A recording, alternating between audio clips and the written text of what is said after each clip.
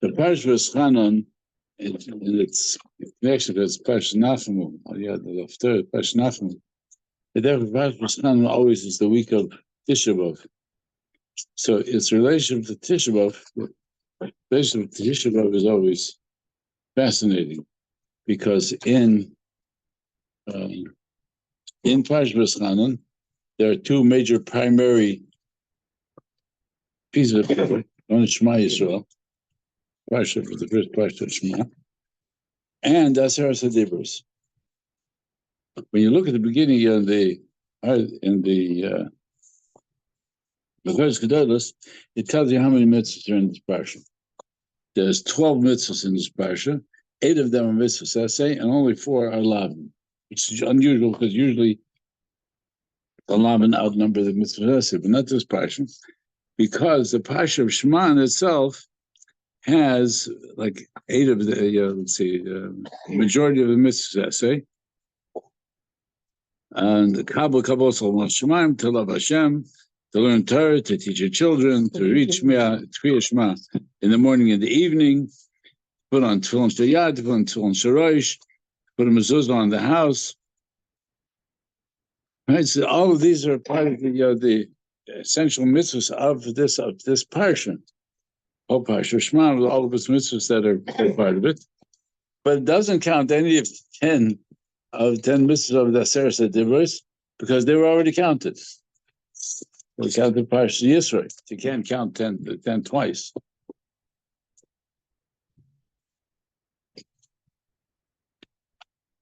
Doesn't it change up the wording?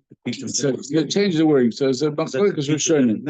Machlokes Rishonim. What the difference between the two versions of the Aseret Dibros?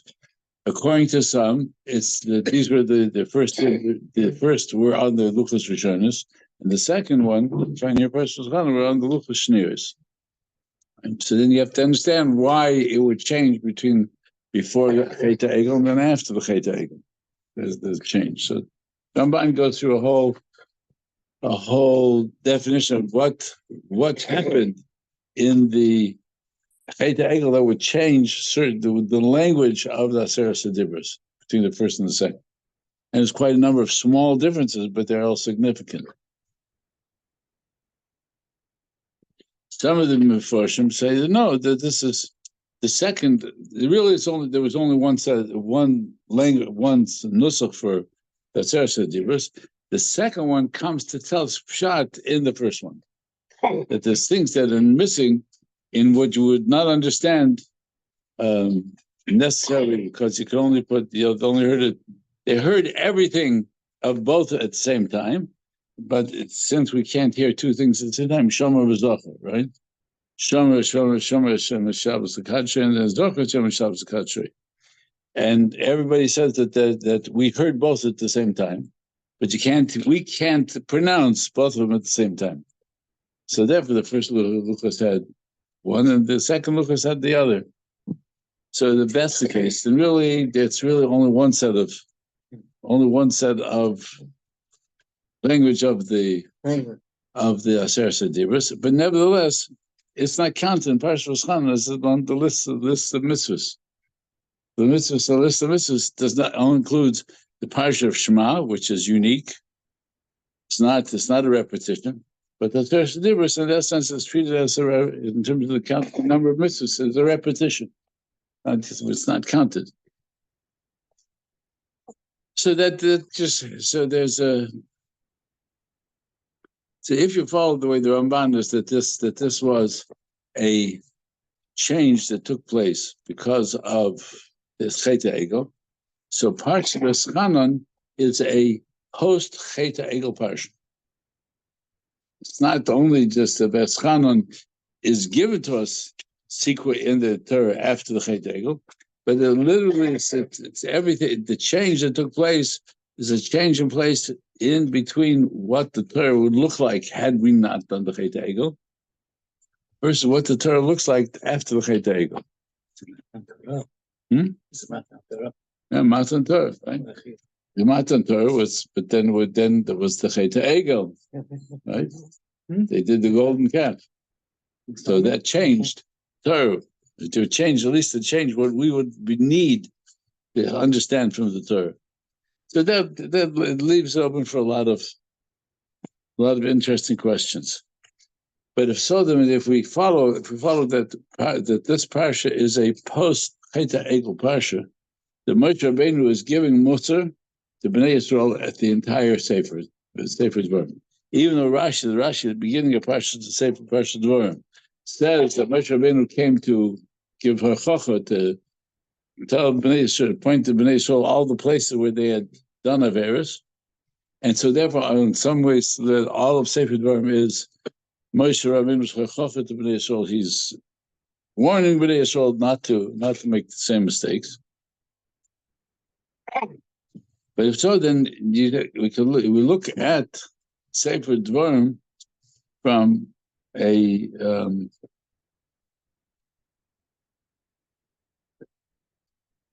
of the consequence of Bnei Yisrael's Averis. And in essence, that's what Tisha B'Av does. Because Tisha B'Av was not, the Cheta Egel was one problem. But the Cheta Meraglim, which would cause us to have Tisha B'Av, right? Because they came down Ches Av back from Eretz Yisrael, and Tisha B'Av was when Klal Yisrael cried that they were afraid to go into Eretz Yisrael. And so Hashem said, okay, you're crying now for nothing because you should have trusted Hashem. So then you'll have, there will be a B'chila Doris, so you will cry for all the future Doris of Klal Yisrael. Will always be Tisha B'Av, it will contain with it the tears of Klal Yisrael for not trusting Hashem. So Tisha B'Av, as a day, as a yom of which we sit and cry for our bears, it's not only that we're crying for the Churban, that the Hashem destroyed the Beis HaMikdash, we're crying because we haven't yet finished, we haven't yet completed our tshuva from Chet HaMeraglim.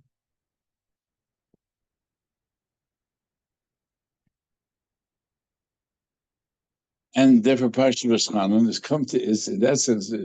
Parshas Shabbos Nachamu, is to help us take a look to what is it that the Torah, what is Moshe Rabbeinu telling us, what the Torah telling us about what we need to work on, so that we shouldn't have to have another Tisha B'Av again. So we shouldn't have to cry on Tisha B'Av. You're right.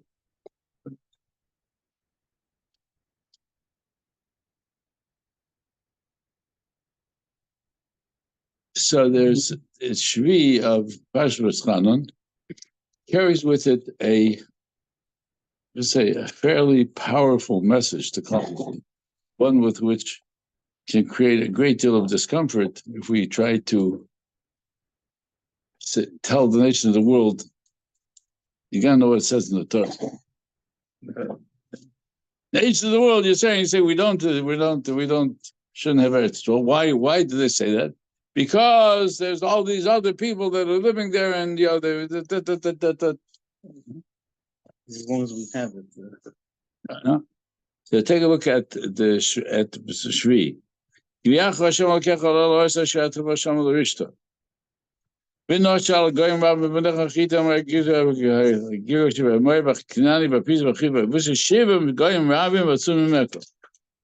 is bringing you to a land that you're coming there, right? And you will have to drive away and inherit and drive away all of these powerful nations. And the list. Achiti, Gigosh, Knani, Prisi, Shiva, Goyim Rabim, Basum Mecca. They are greater and stronger than you are. Hashem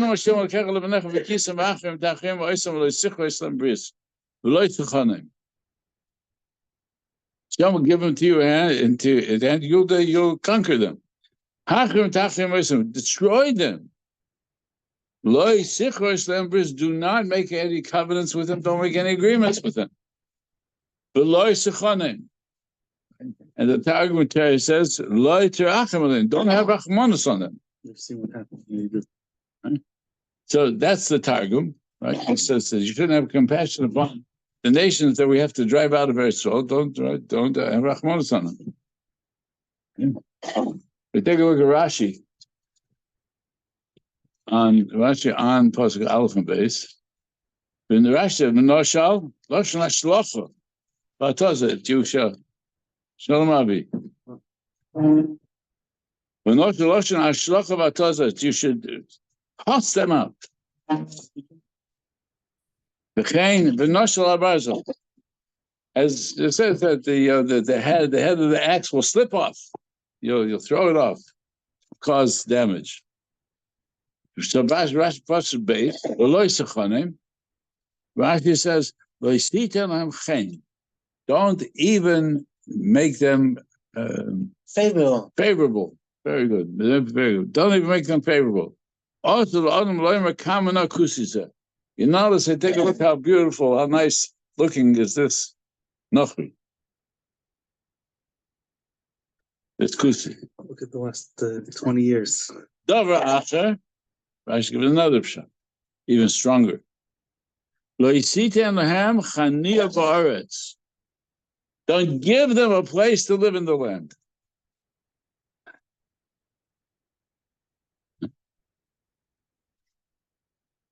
So the Torah is telling us, it says, I'm giving you Eretz Yisrael, it's yours. Do not allow them to be there. And we had the opportunity to have America come to Denver. Oh, wow. He wanted to speak, and none of the Jewish organizations would give him a place to speak, platform to speak. So I said to come. We set up. We had him come and speak. We had to send out a message to people. Come to listen to me. So I listened to him. He was very clear. He wasn't a radical. He was saying, "Hey, look at the Torah. Look at what the Torah tells us. You want to have Eretz Yisrael? You can't give them a chaniyah. You can't give them a place to live. You give them a place to live, you're violating what the mitzvah that the Torah gives for you. But you take a look at Pasuk Gimel, which then tells us why we get into so much trouble. Don't marry them. This is a great deal of the discussion of Leiv La'achim, right? Is that they're saving Yad La'achim.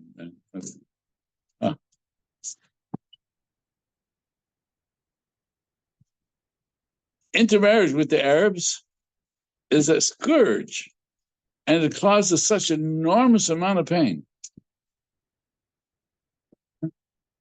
Because nobody told them. Nobody told the younger generation of Israelis, you can't marry them. Can't marry them. And then after the fact, it's already too late. But that's the problem. The problem is that we allow them to be there.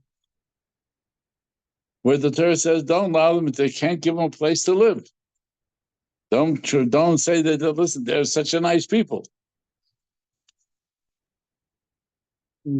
So if we call it in the post Cheta Egel post Cheta Meraglim, the Torah is saying, don't make that mistake. What was the mistake of the Cheta Egel? Oh, we like what they're going. Look at what they had. It's nice to see how they did it. The Erev. Yeah, so let's see what they're doing. Yeah, it's interesting. No, don't say it's so nice to see what they're doing. And the other, don't give them a place to live. We're violating the essence of the gift of Eretz Yisrael. So no question, we're going to have troubles. We're going to have difficulties because we're not following the right. So there's the whole discussion of the fact that we couldn't conquer them and they were there, and but the real problem is that we were listening to what all the nations of the world told us has got to be politically correct. As one commentary I saw, one news commentary said, the British who divided up Eretz Yisrael sold the same piece of property twice. They sold to us and they sold to them, and then said, okay, you guys fight it out. Mm-hmm. Even though it didn't belong to them, it was the British at that point. Still Turkish. But the message that the Torah gives us continues. Ki asas bimchem me'achrei v'avdu Elohim achem v'char af Hashem b'chem v'shmitchem meher. If we allow this intermarriage to take place, then the children will become Oivdei Avodah Zarah. And then when that happens, Hashem will become angry and it'll cause destruction. Is there any better description of what happened October 7th? The intermarriage, the Avodah Zarah, the Halilus that was taking place on Shabbos, Simchas Shmini Atzeres, Simchas Torah. It'll cause you very quick retribution from HaKadosh Baruch Hu. So we can say, but it was there. It was they attacked us. They planned us. All of them. We gave them the land that they attacked us from. We literally handed it over to them. We handed them the land that land was only in Yiddish hands. And we were even the people who were there before the expulsion from Gaza. But still, we allowed ourselves to be looking for approval of the nations of the world when the Torah said, don't do that. Don't make these covenants with the nations of the world around you. It will cause you destruction. But this is what you need to do: is destroy their altars and their matzevos, and lift up their trees that they worship, and burn their idolatry. Why? Because that's not just because we're going to claim it's our land. Because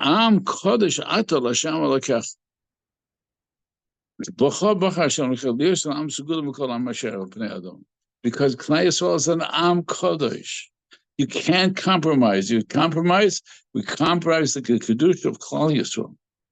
It's not just the Eretz Yisrael and our land that we inherit. It's us. Am Kodesh Ata, because Klal Yisrael is an Am Kodesh. Hashem chose us to be a chosen people. And we keep on trying to say, no, we have to be similar. We have to get along with all the nations of the world. We have to be like them. Secularism is a denial of Kedusha of Klal Yisrael, denial of Matan Torah. So it's not just because these are the religious, these are the non-religious. It's a conflict of a basic premise of Torah. That Hashem chose Israel, gave us a Torah. Not because we're such a big people that Hashem therefore chose us. We're smallest among the nations. And there's a discussion of statistically, had Bnei Yisrael not gone through all of the massacres over the generations, Klal Yisrael would be as big as the Chinese people. We'd be 3 billion people. Instead, we're only 15 million. Right? Klal Yisrael will always be the smallest of nations, because it's not because we're such a strong and powerful nation that we have Eretz Yisrael. It's not because we have such great military might. Right? In 1948, when they had to fight against against all the nations around them, they didn't have they didn't have an air force, they didn't have an army. Barely had guns. Yeah, barely had. They had the little old armored vehicles that run around. Right? Klal Yisrael's strength is not in our military might. It never has been, and it is not. No. Because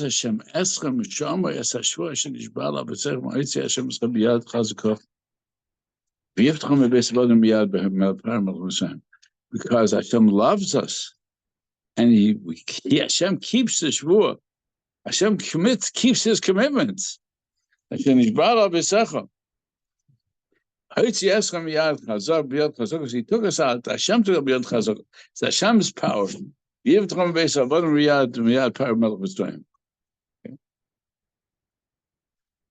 can't ask for any more clearer message. Moshe Rabbeinu didn't mince words here.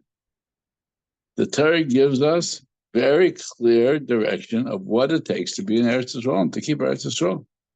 It's who we are.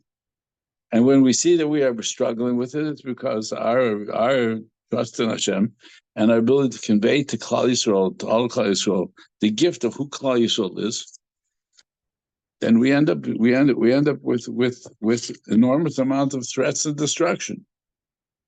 Because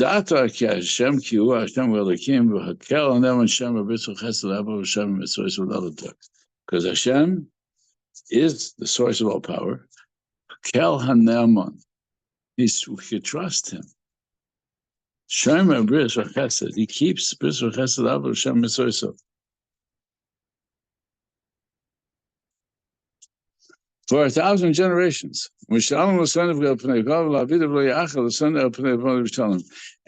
Hashem, will repay those who he hates to destroy them. Will not to tolerate the sinner. Hashem will pay them back. What's the final condition? Keep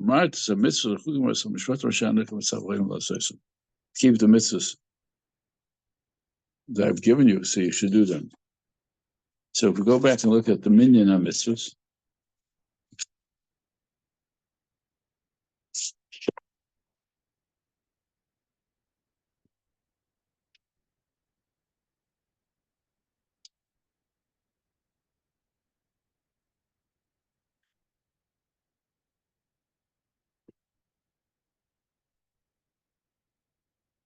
the last two of these mitzvahs,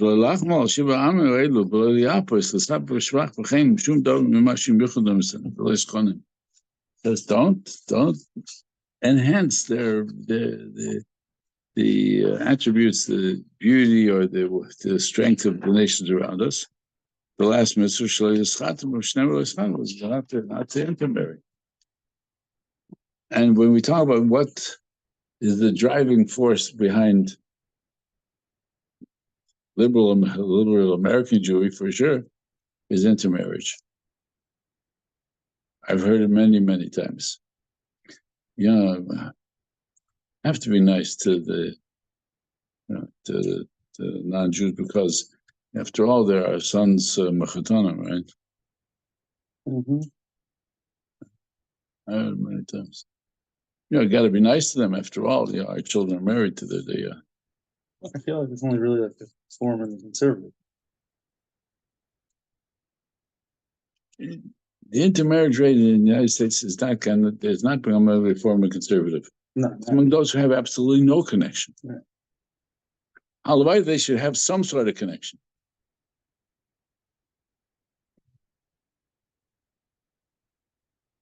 So the whole, we're fortunate to live in the cocoon of Jewish America in New York, right? The single largest Jewish population outside of Eretz Yisrael. Yeah, 80% of Klal Yisrael is disappearing because we're not paying attention to. We haven't paid attention to how to make sure that Torah reaches them.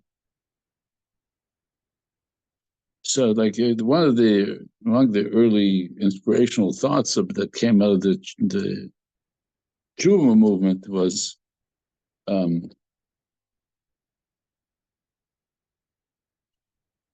it's not about outreach. Outreach is a misnomer. People are going out to do kiruv. The whole concept, the terminology of having kiruv workers and outreach workers is antithetical to Torah. It's us, not them. Kiruv workers means I have to go be mekar of them. They are the unfortunate people who don't know about Torah. No, it's us. If they're not keeping Torah, it's us that we have to work on. So that's why there were tzaddikim who understood that we have to save an entire generation. It's because it's not us and them, it's us. They're us. It's one. When we see they're not keeping Torah mitzvahs, it's us. We still have to act. It's sort of like saying this is the mashal is a Sefer Torah is missing one letter. It's possible, right? One letter is missing. if one neshama is missing, then the whole Sefer Torah of Klal Yisrael is missing. What Rebbe's saying is not that we're going out to them. We're going out to us. This is the same as us. It's the same. It's not the same outreach. We go outreach professionals. And when they came up with this concept of the terminology and the programs of outreach professionals, okay, listen, it's very nice. It became something that you could rally people around, and you could do fundraising and marketing. Yeah, sure. It's really inreach. That's all it is. It's inreach. But the term inreach is already used. But it's outreach. The outreach movement, the Kiruv movement, is for all purposes is almost in they did just a study. It's ineffective.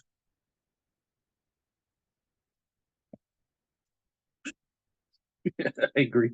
No, so they're statistically, including everything, including Chabad's outreach. Yeah. They bring Makarev about 2,000 Jews come back into Yiddishkeit, in 2,000 leave. It has been not made a significant mark in the percentage of Jews that are keeping Torah. But every person counts. Yeah, every person counts. But if you're losing 2,000, but you're gaining 2,000, then what are you gaining?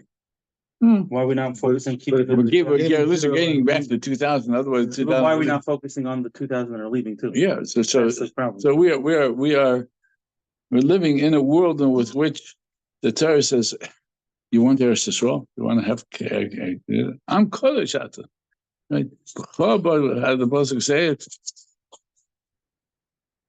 I'm Kodesh Ata l'Shem Lekach. B'chol Bachar Hashem Lekach Lios Am Segul Mikol Amen. Tell Bnei Yisrael we're different than the other nations. You can't. We need to make sure that we are defining who we are. We are Am Kodesh. So when those say, "Yeah, we're worried about ourselves. We don't have to worry about them," it's not them. It's us. They're us. If they're not connected to Torah, it's us that are missing a connection. What's the solution?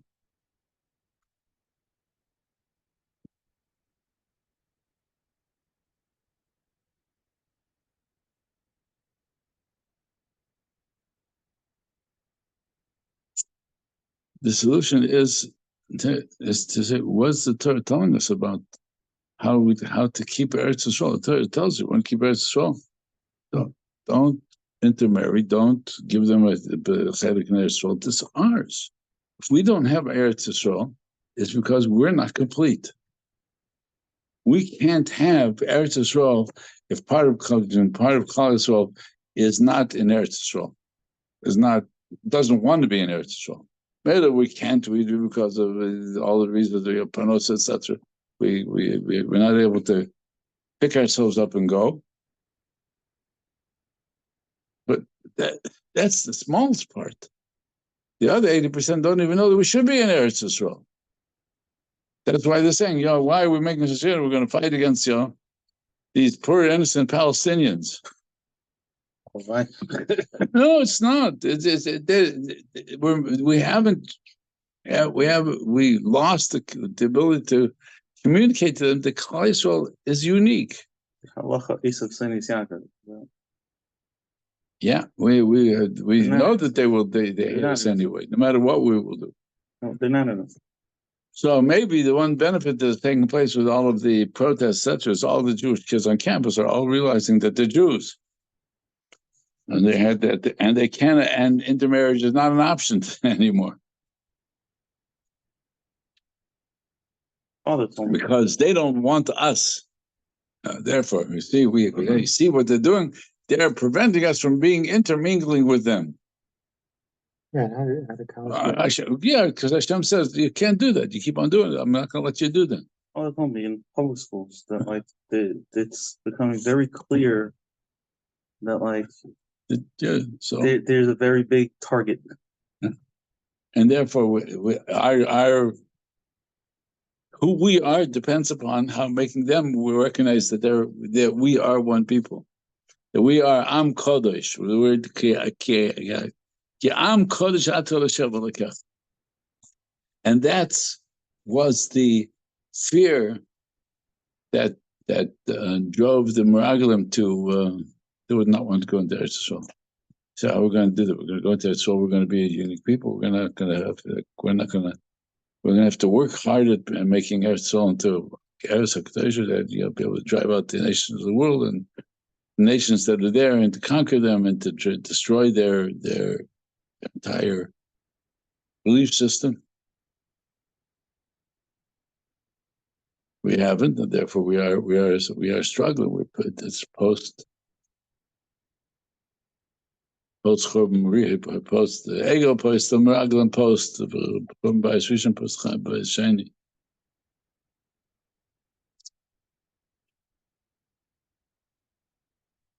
So we're sitting the day after Tisha B'Av, and we're saying, okay, what did we cry for? What was the purpose of Tisha B'Av? To create a yearning, to say, look what happens to Klal Yisrael and Golus. If we don't masak in Golus, then Klal Yisrael continues to suffer.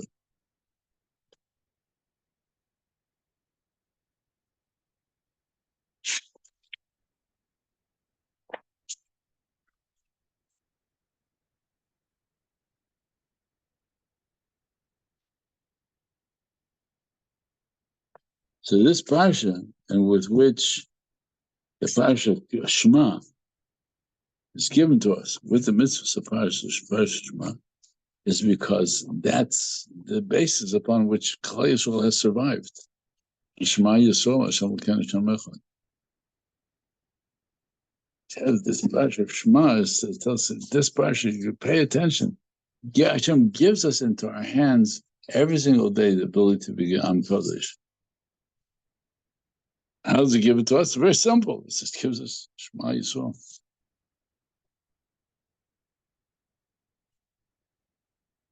And if we are not sure how clear it is in the same Parshas, there's a difference. Okay, review again. The Aseres HaDibros, right? They're the basic principles upon which Torah is built upon.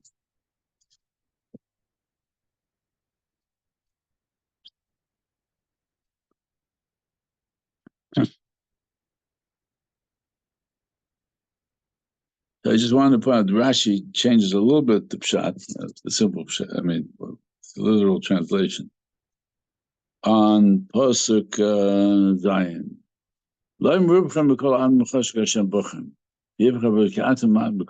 Not because you're such a great people, so many. You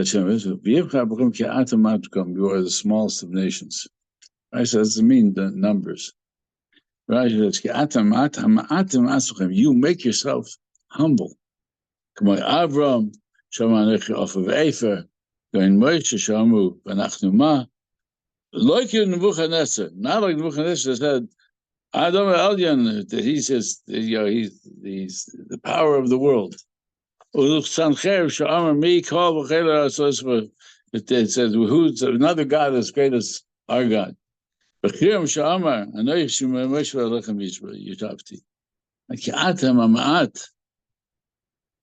it doesn't mean because. For you are a nation that is humble. And our perspective, humility, is we recognize it's what we have to offer. It's not a question of how multi-talented we are, but because Hashem makes us Am Kodesh. As Am Kodesh, we have the power to inherit Eretz Yisrael. We don't treat ourselves as Am Kodesh. We're repeating the mistake of the Meraglim, repeating the mistake of the Egel. We're Vaeschanan. We have Rachmanos on these. We're poor now of these poor people. Have to give them humanitarian aid. I'm not saying that they should starve, but their choice of how what they spent their money on the building tunnels and weapons rather than feeding the people, and they still don't want to feed their own people. But we have to worry about it because we have to make sure that we're sure that we're We have Rahmanas on these people. There's a Vaeschanan. Don't have Rahmanas on. Guys, tell them to go someplace else. This is our land. Until we do that, we will. My hair, right?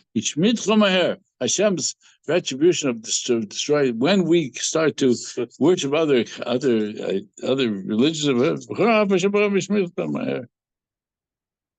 So the attack happened quickly and decisively, and without any rachmanas, and we have to be compassionate. This is the week of Tisha B'Av. This is the Parsha of Tisha B'Av, and Hashem says, "Nachem, Nachem, Ami." Says, I want to give you compassion. I want to give you tanchumin. Dabra alev Yerushalayim. Talk to the heart of Yerushalayim. Go, come. This is your heart. You say you would compromise our cardiac function. Dabra alev Yerushalayim. B'kura, call out to our heart. Because that's how we get rid of the Averis. We've already suffered the destruction to both the base of Mikdash. We have to be nice and compassionate. We lose our perspective.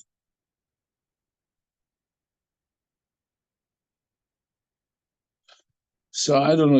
I don't know the inner workings of the politics of the politicians of Eretz Yisrael and the Minister of Justice, etc. But in response to the criticism of those who are in Torah, said, this is how we have Eretz Yisrael. We want to undermine the Torah of Eretz Yisrael, then we will undermine our ability to live in Eretz Yisrael, undermine our ability to have Shalom in Eretz Yisrael. Don't you see? Can't you see what has happened? Can't you see that this whole attack took place because what was happening? Vaeschanan, Yom Kippur, Simchas Torah.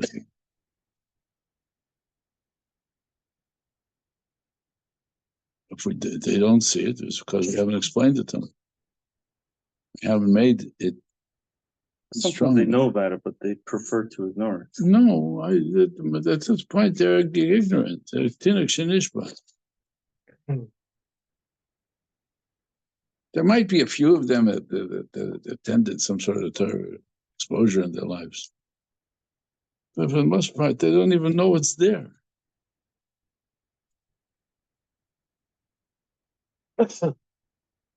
Shalom Sharon was an American, came to America when I was in high school. So he came to speak. He was in Cleveland for almost 2 weeks, and he spoke many times. And he said, Friday night, he would always have different neighborhoods in Eretz Yisrael. He would go walk around Friday night and give drushes in different neighborhoods. He would announce it. And he says the reason why he can't say drushes in the same base measure twice on Friday night is because of all of the sunflower seed shells. It takes a week to clean them up. So, this is all in your sense of humor. So you had to go to a different place because that's what they do when they're listening to drushes. They were eating sunflower seeds, so the shells were. He says he walked out of one Friday night, out of one shul in a more secular neighborhood, and a bunch of Israeli kids out there. He started making fun of him. He walked with a shtreimel, shtreimel Lebekishe was Yerushalmi. So they started making fun of him. So he turned to him and says, "Ganavim."